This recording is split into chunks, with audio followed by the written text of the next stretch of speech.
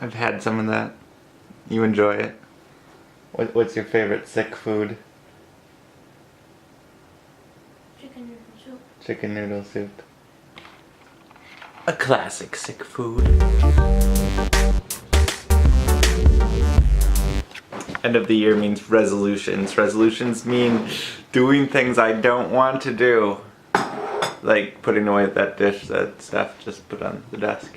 Cleaning more. Both of us. Right, Steph?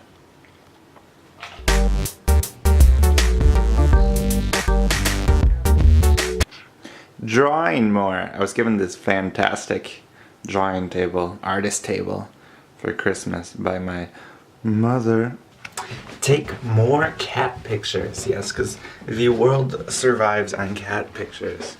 Cat pictures are kind of like, let's face it, cat pictures keep my Instagram afloat. This pose, though, while I'm holding the camera, is spectacular. But one of the things I need to do the most is lead a healthier lifestyle. 2015 was the year of the munchie, was the year of the Taki, was the year of the too many energy drinks on the weekend, was the year of the several frozen pizzas on the weekend. It was a bad time for my gut. It was a good time for the tasty foods. It tasted good. It was definitely a good time for the processed food industry. They probably earned thousands of dollars off of me alone. And then when you added my friends and my girlfriend, well, they're millionaires now.